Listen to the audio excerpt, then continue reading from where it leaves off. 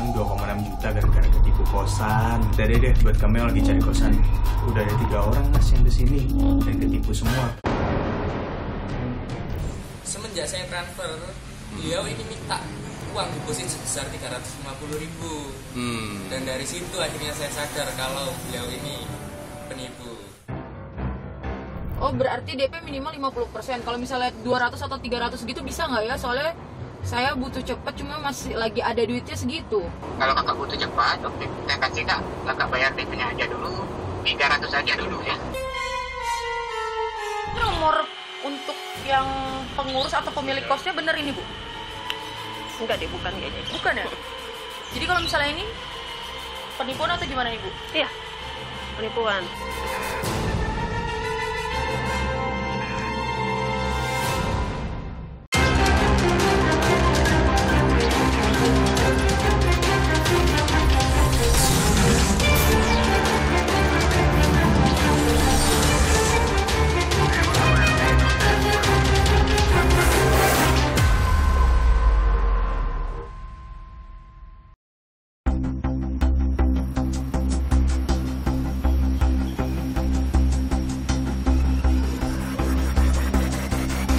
Saudara, penipuan berkedok menawarkan kos-kosan masih terjadi di sejumlah daerah.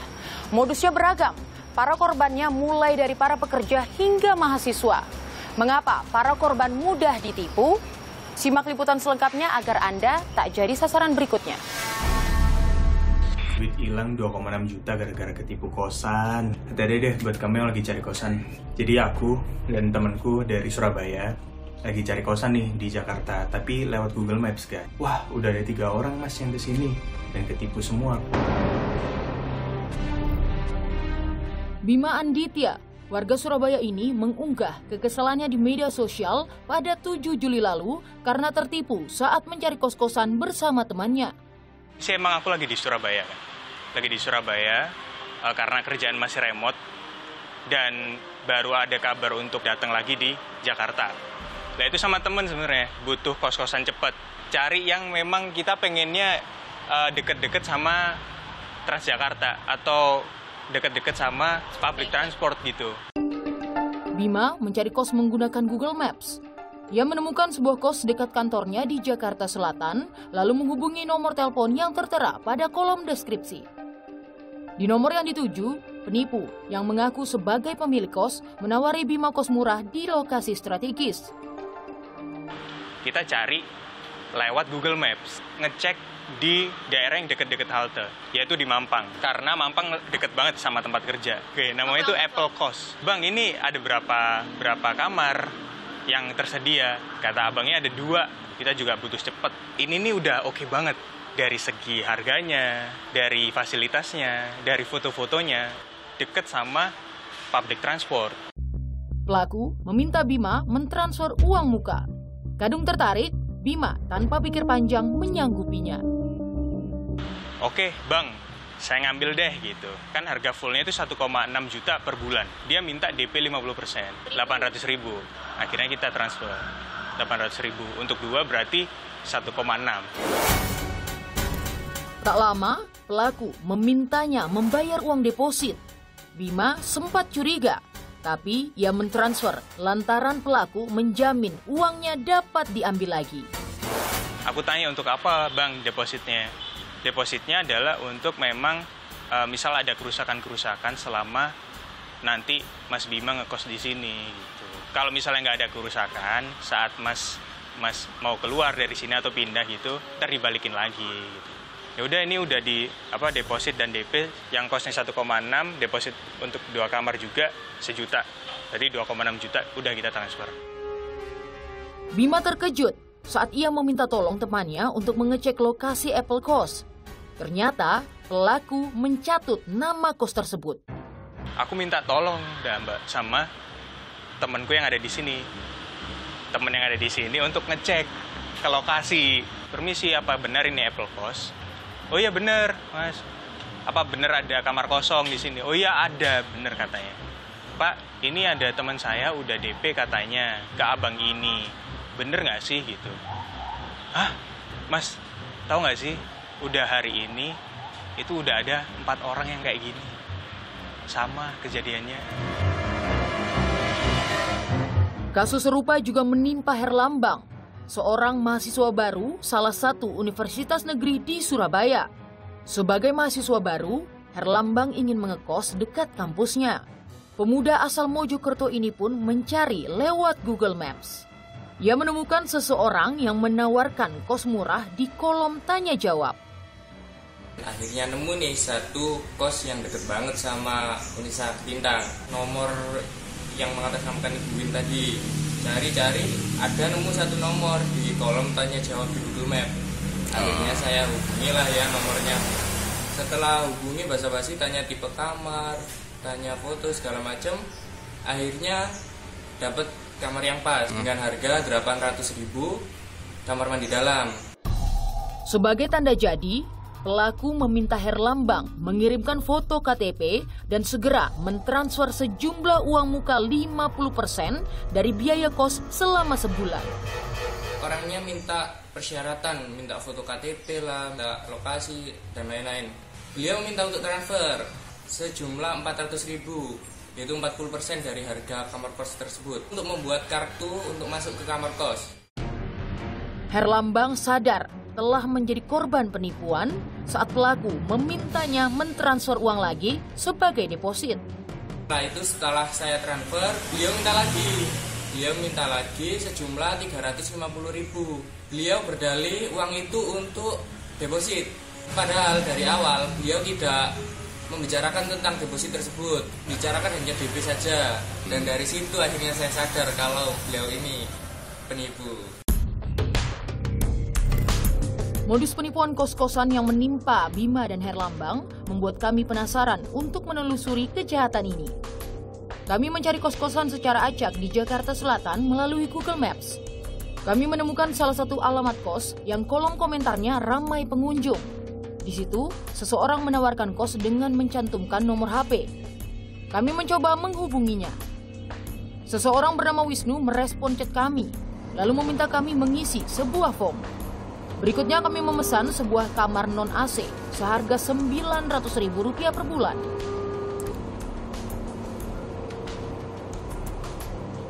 Halo, Halo. Pak Wisnu. Berarti ini saya kan mau cek ke kosan. Ini saya harus bayar DP dulu ya Pak Wisnu ya? Iya benar. Bukti foto kosan yang dikirimkan kepada kami cukup meyakinkan. Saya butuh cepet sih ini Pak Wisnu. Jadi paling saya mau ngambil yang murah dulu aja. Berarti DP saya harus berapa tuh kira-kira kalau misalnya saya ngambil yang non-AC yang 900.000? Ya itu kan minimal kan 50% dari harga yang ditentukan tuh. Oh berarti DP minimal 50%. Kalau misalnya 200 atau 300 gitu bisa nggak ya? Soalnya saya butuh cepet cuma masih lagi ada duitnya segitu. Oke. Kalau kakak butuh cepat, oke. Saya kasih kakak bayar DP-nya aja dulu. 300 aja dulu ya. Kami pun mendatangi alamat kos yang kami pesan. Tapi nomor untuk yang pengurus atau pemilik kosnya bener ini Bu?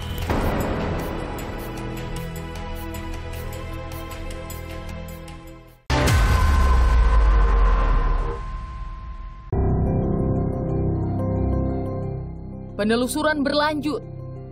Untuk membuktikan kecurigaan kami pada seseorang yang mengaku bernama Wisnu, kami mendatangi rumah kos Lionel yang diakui Wisnu sebagai miliknya. Kos tersebut berada di Senopati, Jakarta Selatan. Di sini, kami bertemu pengurus kos bernama Lina. Misi Bu, Silakan. Bu mau tanya ini kos Senopati yang Lionel bukan? Iya, benar. Bener ya? Iya. Bu, ini saya kan mau coba cek tempat, survei lokasi, tapi di sini tadi saya coba hubungin salah satu nomor dari Google Maps, itu ada komennya di bawah kalau misalnya saya harus DP dulu 50%. Saya boleh nggak sih Bu lihat sebelum DP? Boleh lihat. Boleh ya? Oh, berarti nggak apa-apa? Soalnya saya disuruh harus DP dulu, Enggak. kwitansi. Enggak. Nggak harus ya? Nggak harus. Tapi nomor untuk yang pengurus atau pemilik kosnya bener ini Bu? Enggak deh, bukan kayaknya itu. Bukan ya? Jadi kalau misalnya ini penipuan atau gimana nih Bu? Iya. Kami menunjukkan beberapa foto kamar yang dikirim Wisnu. Oke, oh ini. Saudara, ini salah satu contoh kamar yang AC. Kalau berdasarkan info dari Google Maps tadi yang saya coba hubungi, bentuk kamarnya seperti ini, saudara bisa dilihat. ini AC dan masih kosong, di harga 1,3 juta rupiah. Sedangkan kalau misalnya berdasarkan informasi dari Bu Lina, kamar ini harganya berapa, Bu? 1,9.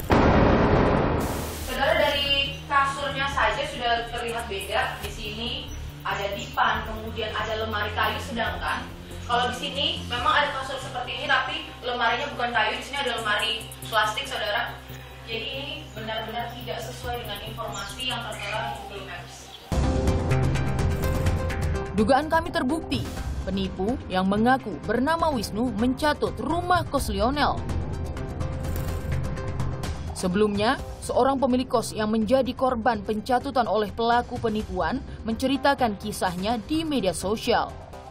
Video hari ini saya akan bahas modus penipuan kos yang baru. Orang itu menggunakan akun Google Maps kita ya. Penipu-penipu itu dia berpura-pura sebagai owner dari properti tersebut. Jadi dia akan membalas seolah-olah dia sebagai owner, terus orang yang lagi cari kos dan lihat dari komenan itu dia akan tertipu. Dia akan mengira bahwa yang nulis itu owner, jadi dia langsung hubungi nomor tersebut yang ada di Google Maps tersebut, dia transfer ke rekening si penipu. Andi, pemilik King Kos di Yogyakarta yang lebih dari 10 tahun menggeluti usaha kos-kosan, mengaku beberapa kali penipu mencatut nama kosnya. Para penipu mencantumkan nomor HP mereka di kolom tanya jawab Google Maps King Kos, lalu mengaku sebagai pemilik. Mereka menargetkan para pencari kos melalui Google Maps. Di kolom Google Map kita juga udah sering banget kita dicatut, maksudnya bukan dicatut, dikasih komentar bahwa nomor palsu itu dimasukkan di Google Map itu. Jadi ada beberapa orang yang DM ke saya atau WhatsApp ke saya gitu, dia bilang, ini saya dikontak atau dihubungi sama nomor dengan foto profil foto saya gitu loh. Terus meminta pembayaran uang kos lah, terus menawarkan kamar kos lah, kayak gitu-gitu. Cuma saya bilang ya itu mereka mencatut foto saya gitu, itu bukan saya gitu. Selain melalui Google Maps, penipu juga mengincar para pencari kos melalui media sosial lain. Kami menemui Joel, bukan nama sebenarnya. Beberapa tahun lalu, ia biasa melakukan penipuan kos-kosan melalui Facebook. Saya bikin postingan Facebook. Setelah itu kan banyak yang komen dan bertanya-tanya. Dan setelah itu saya berikan nomor WA atau inbox langsung ke Facebook tersebut yang saya pakai itu. Nah, disitulah baru dia mulai bertanya fasilitasnya apa aja, lain-lain dan sebagainya ada. Lelaki 30 tahunan ini mengaku biasa mencatut nama rumah kos. Joel mengambil foto kamar kos-kosan secara acak dari media sosial maupun dari Google. Berbekal sedikit kemampuan menyunting gambar, Joel menambahkan keterangan seperti tarif kos murah dengan fasilitas yang memadai, serta mencantumkan nomor HP-nya. Ada yang kita ambil dari Google, dari Facebook juga. Facebook yang berarti postingan orang juga, tinggal kita edit aja dengan nomor kita sendiri, terus sama kita posting dengan akun kita sendiri, terus kita share ke sosial media yang lain dah. Nah, itu fasilitas dengan harga yang murah. Terus harga kita kasih lebih murah lagi. Makanya lebih banyak yang tertarik ke kita daripada yang aslinya. Jika korbannya tertarik, Joel segera meminta ditransfer uang muka 50% ke rekeningnya. Begitu uang muka masuk ke rekeningnya, Joel langsung memblokir nomor korban. Nah, setelah kita udah nerima panjer, terus dia udah bayar tuh ngasih panjer. Nah, setelah dia ngasih panjer, udah di situ udah kita blok-blokin aja, kita putus hubungan aja sama dia gitu. Paling ya si korban lari langsung ke kos-kosan itu.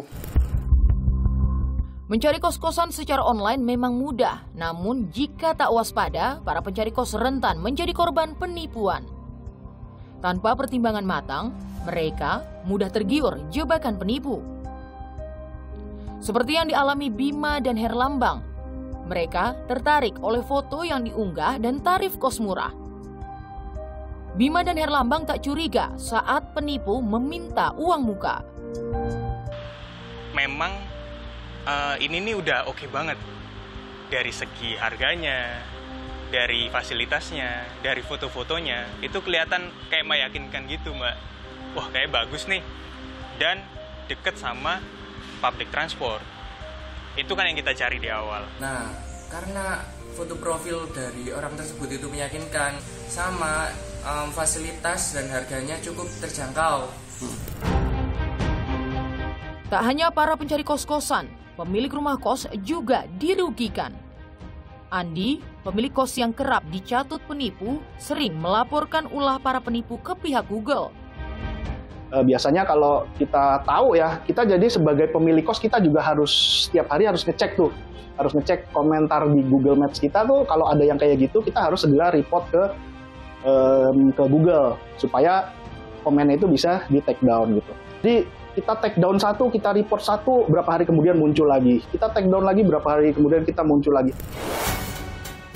Asosiasi Rumah Kos Indonesia atau ARKI turun tangan membantu anggotanya memerangi para penipu yang bergentayangan mencari mangsa di Google Maps dan media sosial.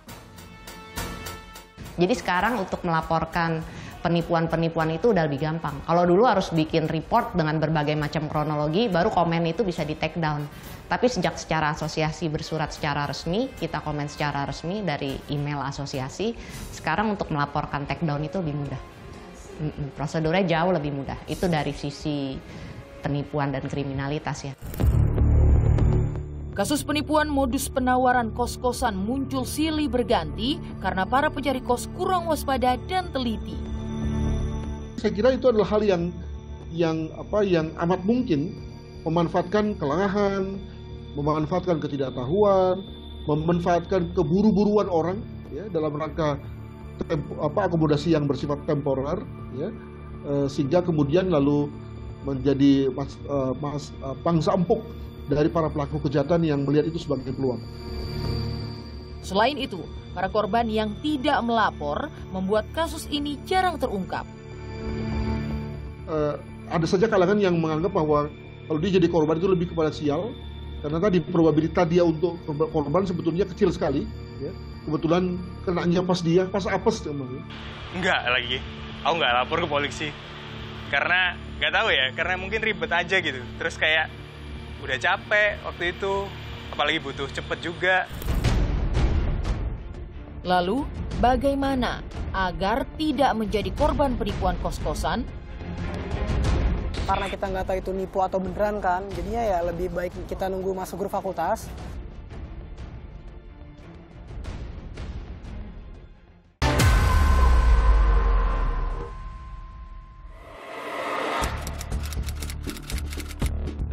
Gue langsung survei langsung ke tempatnya sih gitu. Saya pertama-tama minta rekomendasi sih dari teman. Gitu. Kalau gue tuh lebih prefer jalan langsung ke kosan-kosannya, langsung nyari, langsung nanya sama orang yang di kosannya langsung kayak gitu.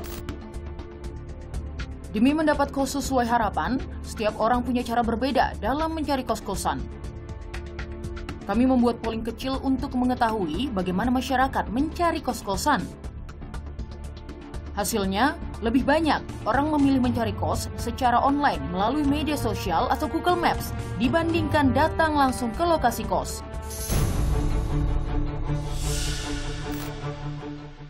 Mirisnya, kecenderungan masyarakat mencari kos secara online dijadikan celah oleh para penipu untuk memangsa korban. Para konsumen yang belum sadar, ya, tidak tahu, terburu-buru atau dikejar kebutuhan untuk segera masuk kamar ya, karena sudah pindah dari kota lain misalnya, maka tentu lalu melihat bahwa jasa yang ditawarkan melalui media sosial itu menjadi suatu jasa yang mempermudah banget. Banyak pihak yang percaya pada media sosial, percaya pada informasi-informasi yang ada di situ, tapi ternyata dikecewakan, ditipu. Kami bertemu Mikael Simarmata, mahasiswa baru salah satu universitas negeri di Malang, Jawa Timur.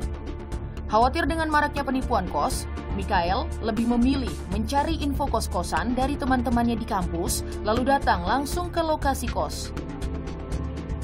Pertama-tama itu sebelum kita masuk grup fakultas, yang pasti kita scrolling di medsos kan, di Instagram gitu, Oh, nyari sempat info kos. cari-cari ya di Iya. Instagram, di medsos. Tapi ya karena kita nggak tahu itu nipu atau beneran kan, jadinya ya lebih baik kita nunggu masuk grup fakultas. Ntar biasa ada kakak tingkat yang ngirimin info-info kos tuh. Mikael cukup terbantu oleh informasi kos dari kakak tingkatnya. Yang pasti jangan asal percaya info-info kos yang ada di sosmed tanpa boleh survei ya. Kita harus cari yang dari pengalaman-pengalaman teman aja atau kakak tingkat itu biasanya lebih terpercaya. Ada plus minusnya juga kan. Mending kita langsung survei.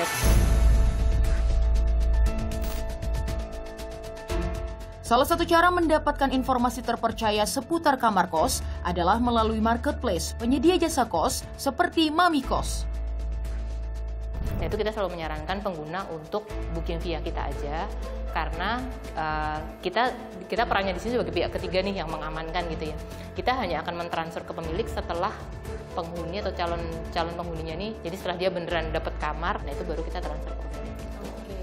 Salah satu fitur yang memudahkan para pencari kos adalah virtual tour. Ini solusi bagi pencari kos yang tidak sempat datang ke lokasi kos. Kalau ada waktu survei, kalau nggak ada waktu sebenarnya di Mami Kos untuk properti-properti terutama yang kita kelola ya, sediakan virtual tour. Jadi bisa, kalau nggak ada waktu untuk survei, dia bisa cek-cek dari HP atau dari laptop gitu. Jadi biar nggak beli kucing dalam karung lah gitu. Tahu bener, kamarnya tuh kayak gini, suasana kos-kosannya tuh kayak gini. Kadang itu penting ya. Mencari kos memang gampang-gampang susah. Agar tidak tertipu saat mencari kos-kosan, jangan tergiur tawaran harga kos murah dengan fasilitas lengkap. Pastikan Anda menghubungi pemilik kos yang asli. Jika mencari kos melalui Google Maps, waspada terhadap nomor telepon yang muncul di kolom tanya jawab. Cek nomor HP pemilik kos menggunakan aplikasi cek nomor telepon. Gunakan penyedia jasa kos terpercaya atau minta bantuan teman untuk melihat langsung kos-kosan. Jangan bertransaksi sebelum mendatangi lokasi kos. Tidak ada kata lain pada masyarakat agar pertama selalu bersikap kritis, bersikap menjaga jarak dengan semua informasi terkait dengan media sosial, ya. Di antaranya melalui check and recheck, ya, bertanya kiri kanan. Jangan sampai kita bertransaksi kalau kita masih merasa ragu dengan siapa pihak yang kita bertransaksi. Pemilik kos gadungan meresahkan masyarakat. Hingga kini, para penipu masih leluasa berulah. Para korban diharap melapor polisi atau memviralkan penipuan yang menimpa mereka, agar kasus ini dapat terungkap. Saudara, waspadalah saat memilih kos-kosan. Cek dan recheck dan pastikan Anda menghubungi dan survei ke lokasi sebelum melakukan transaksi. Dan pastikan Anda mengenali modus kejahatan di sekitar Anda agar Anda tak jadi sasaran berikutnya. Dan pastikan Anda terus menyaksikan Kompas TV independen terpercaya untuk mengikuti perkembangan pemilu 2024. Saya Tata Nova Silena dan seluruh kru yang bertugas pamit undur diri. Sampai jumpa.